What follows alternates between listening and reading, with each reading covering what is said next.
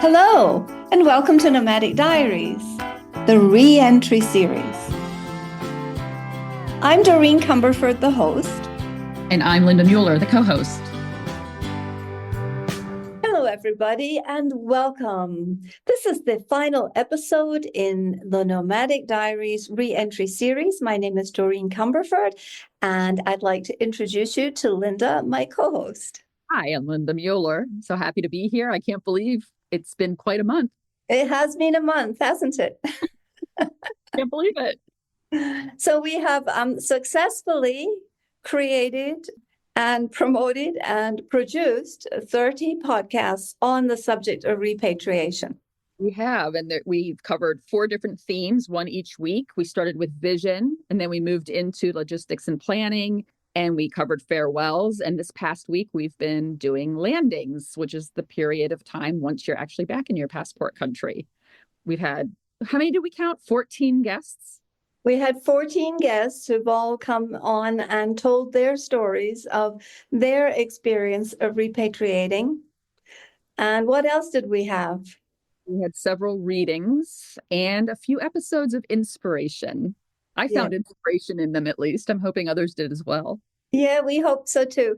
They're basically just to give you, our listeners, all sorts of ideas of how you can keep your spirits up, keep yourself focused on the journey. And what if repatriation was the best time of your life? You know, sometimes it's painted as this very negative time period. And I think it needs an entirely new look, Linda. I think that we should be sharing that I found it to be one of the most creative, the most upbeat, the most inspiring, the most generative times of my life. What about for you?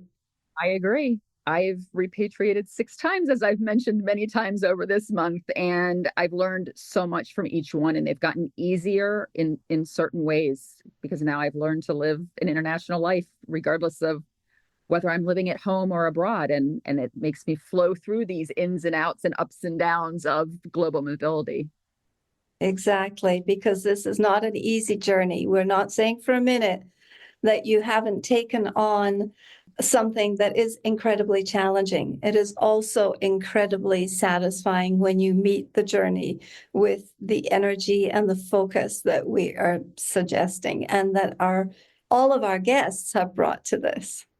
Well, to learn, right? Like, I think that's a good segue. Like, there's something to learn from repatriation, and there's something that we've definitely learned, or many things that we've learned over this month of sharing our stories, hearing other people's stories, and both from our guests as well as people that have been contacting us offline. It's been amazing to hear a lot of people saying, "Oh, me too. I thought I was alone, but I actually experienced something similar." I think it's created quite a nice community.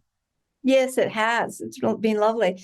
So, what are some of the observations that you have noticed along this 30 podcasts and 30 days journey? Well, I think one of the main things that we've both observed, because we've talked about it a bit offline, is that through sharing our stories, our collective stories, that we can heal and we can take away lessons that we've learned to really do what you talked about, where we're making this a productive time in our life. So I think that's one of the recommendations that many of our guests have shared and we've agreed with, is that finding people that want to hear your stories can be a really powerful way to ease through reverse culture shock and just the entire journey of repatriation, which we all know can take many years. Also, each of us who goes through repatriation, I think we need to place a greater sense of value on the process. And I know that it has a bad reputation sometimes, and sometimes we don't always talk about it in the nicest way. I know I don't. And I think actually being gentle with it and being very, very respectful that, you know, you have one life. This life is unrepeatable, and this day is unrepeatable. And so really taking the days to focus and move yourself forward through repatriation and allowing it to give you the gifts that it's trying to give you. I Right. think that's really important. Well, and along with that, we've talked about, the sharing of the stories. You might have to look for those people. So I think that's another tip is like, don't be afraid to ask for help. Maybe it's your friends from abroad saying to them, look, I'm going through a bad time. Can we set up a weekly call for a couple of weeks? Or finding one of my tricks is that I try to find people that have been on a similar journey wherever I am. So in Chicago, I have International Women in Chicago, and it's a group of women that are either currently living abroad, would like to live abroad, or have previously. And we all, quote unquote, get it. And so I think I encourage people to do that for themselves, to find ways to connect with people or to look for professional help. There's therapists, there's coaches. I mean, you and I are both coaches. And Yes. I think you'd agree with me. I try to be the type of resource that I would have liked back in the day. So we Yeah. create a safe space where you can be honest about how you're feeling, and we help you set goals and achieve them within that Yes. and I comfortable. think that's a very, very good point. That I think that coaching is so effective for people who are willing to put themselves inside a structure and a container and allow that process to help them unfold and reveal all of the hidden thoughts, behaviors, and all the details that go into the repap process so that you can truly have a transformational experience. Because I think that the repatriation experience, we treat it as if it's just a physical location thing. But I actually believe that it's beyond that, that it has the power to transform us to be different kind of humans. And I think that coaching is one of, I'm sure you, like me, have had people that you've just really seen turn their lives around with a bit of coaching because they've applied themselves. It's not that we know the answers. We don't know any answers. We just provide a process. I think that that is the magic of the coaching, is the strength of the process and the container. What do you think? I agree with that. We're as good coaches, we believe that our clients have the answers within them. And then to your point of creating the container to help them come to the conclusion of what the best Yeah. next step is for themselves. Yes, best next steps. And while we're on best next steps, we just want to pay homage to the entire idea of migration Mhm. because we understand that we have enjoyed a privilege, and that privilege has been a lifestyle lived in another culture. And Linda and I have both lived between us, and I don't know, 10 countries or something. And I think that that is a real, I really hold that with a lot of honor and respect because there's so much more migration happening today. We see it all the time. And we want to hold that lightly and also to send loving energy to all the other different kinds of migrants who are unable to go home. Definitely. I mean, that's related to another observation we've had that everyone's journey is unique. And there are people that are happy to moving back to their passport country. There are people that are not happy. And there's also people, as you just said, that are not able to move back to their home country. So we definitely want to respect that this is not just a privileged situation. And also just pointing out that we have tried to highlight throughout the episodes that everyone's journey is unique, but yet we can still feel the commonalities that we can learn from another person's experience, even if it wasn't exactly like ours, but there's some lesson that we can say, oh, I think thinking that way or taking that action could potentially help me as well. Definitely. Thanks for that, Linda. Now let's get to we've learned a lot. We've learned about the sharing, the importance of stories. We've learned about all the different kinds of journeys. We've learned that the people who have sought some sort of solace or support or coaching, that they have actually been successful. But what about our biggest frustration? I think that's another R word, research.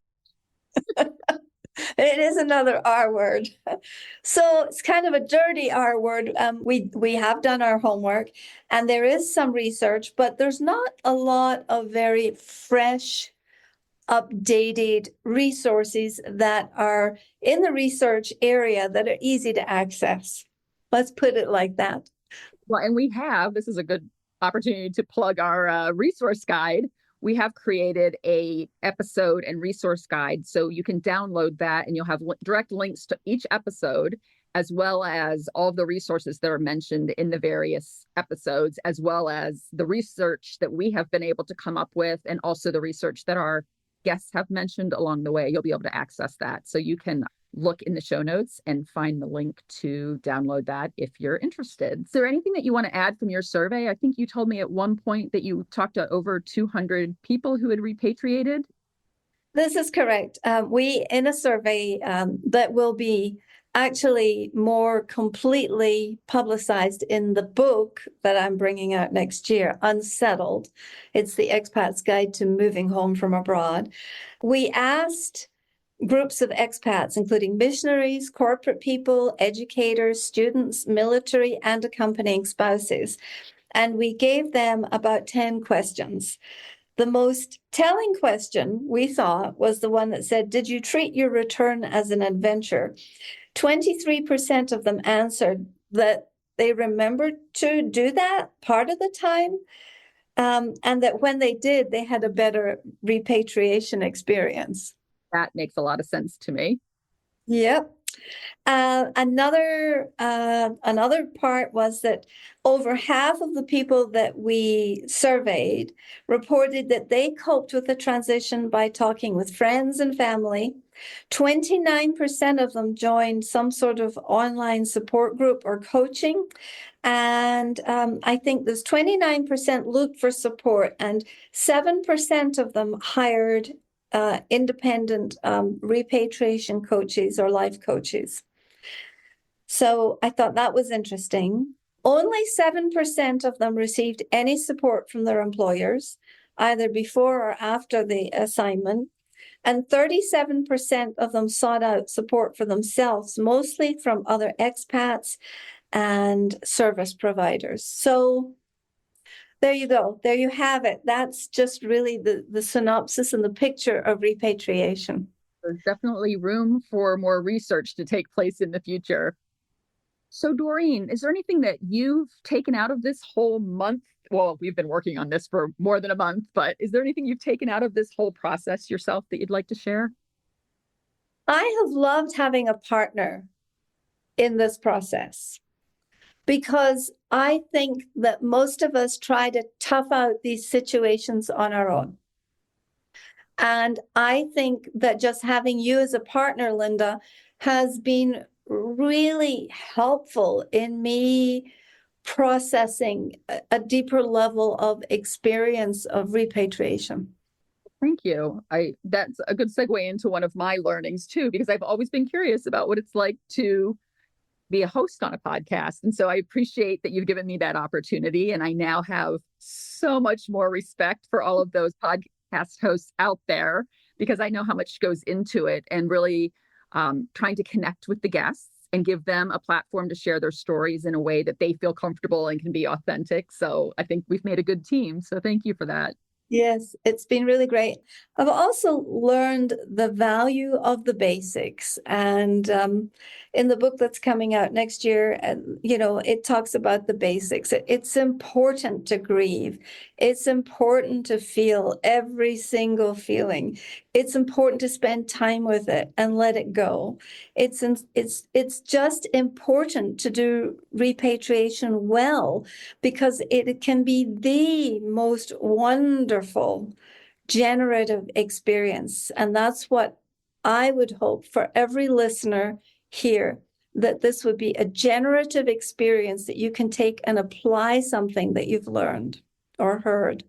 I agree. And I think something else that's come up that's helped me is that nobody's immune to this. No matter what your situation is, you're hit with reverse culture shock and having to go through the whole repatriation process in some way, shape, or form, even though your journey is unique. I think we've talked quite a bit about how James Corden moved back to the UK, and he came back to the US to work, and he was on Jimmy Fallon, and he said something that brought a tear to my eye. He said how hard it has been for his family, And he said, for many of the same reasons that we've discussed over these last 30 days, his quote was, "You're only as happy as your least happy child when you're making a move back to your passport country."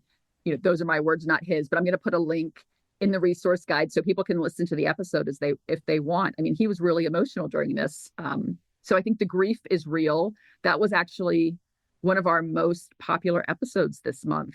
So I think that really is telling. And it's something that's really, I'd never thought of it in my own experience. So that's something else, as I've processed my own repatriations throughout the month, like the grief has really risen to the top of like, now I have a word for part of what I was experiencing. And then I just want to add to that. The other thing I took away is that, I went from this corporate identity to being the expat partner, accompanying spouse, to being a globally mobile individual as I bounced in and out of my passport country. And now that I'm going into my 8th year of repatriation, this month has really allowed me to embrace the identity of being a repat. So I think that's another thing I'm grateful for. And there's more to talk about with that at a later date, but it's like, I am a repat and I can say that.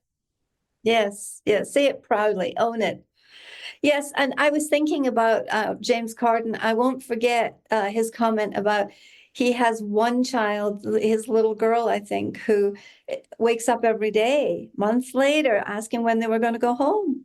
Right. I mean, I think he has 3 children, and he said his youngest daughter is American. She is their Hollywood child. She is their LA child. Yes. And how many of us know families who I have the joy of experiencing lots and lots of people that I'm still in connection with from our journey in Saudi Arabia. And many of the kids, when they get married, they have all their friends come and they still hang out with their Saudi friends and their Pakistani and Indian friends. And they just have this wonderful nucleus of intercultural relationships that these kids have had the benefit of all of their lives. And they're now in their 30s. And, what a joy it is to bring that with you if you can. And not all of us do that well. That's a good point. I think you had a family wedding as we were kicking off recording this series. And so I heard those reunions. And just this past weekend, I had a house full of people from my early Tokyo days. So we've been friends for over 20 years. And it's really an honor to still have those relationships in my life and to have them be current. So that is one of my hopes and dreams for our listeners, is that they can find a way to honor the relationships, the life lessons, the experiences that they acquired when they were living abroad and integrate them into their lives so that they can, use their lily pad landing upon repatriation to create a life that they still love back in their passport country. Yes, exactly. So we were going to talk about, this is the conclusion of the series of 30 podcasts on repatriation. We're going to talk about what's next for us. So why don't you tell us what's next for you, Linda? For the series, since we're partnering on this, I'll start with that. I think even though we've produced 30 episodes, there's still more topics that we didn't have a chance to dive into deeply enough. We've had more people raise their hand and say that they'd like to join us and speak. So hopefully in the future, we'll release additional episodes within the series. But I think one way to keep it fresh is to reach out to us, either through our social media or email addresses, or through the Reentry Rockstars Facebook page. We have a group of several hundred people that are all interested in repatriation for one reason or another. So we welcome you to join us and communicate with us there. Is there anything else you wanted to add about the series? No, we just are really grateful for every single listen, for every moment that is spent allowing us to be in your ears. And we do plan on continuing this. We will come up with a structure of what that looks like in the next 30 to 60 days, I imagine. But there will be lots more to talk about under the subject of repatriation. And let us know what you'd like to hear. Those of you that are listening, we would love ideas. We don't have all the answers. So tell us what topics you'd like to hear us cover. And definitely. Tell us about your coaching programs, Linda. Well, I am a life coach, and you can find more information, more details on the expatpartnercoach.com. But I do also, in addition to coaching people as they're moving abroad and trying to create a life that they love there, I also coach people that have repatriated, because I look at it as similar to when we go abroad. It's like another chapter in our life. And so, who are we at this point? There's a bit of debriefing that takes place. What do we want to get out of this next chapter, and put a plan together to make it happen? Excellent, excellent. And for me, I have got this book. I would just like to say at this point in time, I have about 49,000 words written. And it will emerge on a piece of paper, on one manuscript next year. And it's called Unsettled, The Expat's Guide to Returning Home from Abroad. And it will have examples and stories, maybe some of the stories from the people we've talked about. And if you have a story that you would like to contribute, or if you have a story of a repatriation or something generative that has happened as a result of repatriation, we would certainly love to hear that. So how can people stay connected to us, Linda? Well, all of our social media information is in the resource guide that you can download. And we mentioned the Facebook group. It's Reentry with a hyphen, Rockstars on Facebook. And then you have why don't you share the website for is it nomadicdiariespodcast.com? Yes, nomadicdiariespodcast.com. And you can stay connected with us there. If you have benefited from this, we would love it if you would rate and review the podcast. There's a very simple place just at the top, on the top line, says leave a review, and you just click on there. It's very simple. But most of all, we would love it if you would share it with your friends, your colleagues in the office, your expat buddies or your repat buddies. We would just really appreciate that. Final thoughts?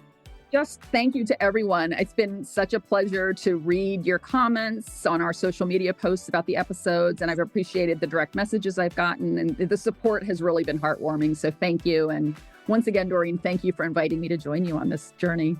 Oh, well, I think we've just started. I would just like to close by saying that Nelson Mandela said, "There's nothing like returning to a place that remains unchanged to find the ways in which you yourself have been altered." Beautiful. So let's just leave it at that. Sayonara, masalama, hasta luego, and thank you for listening.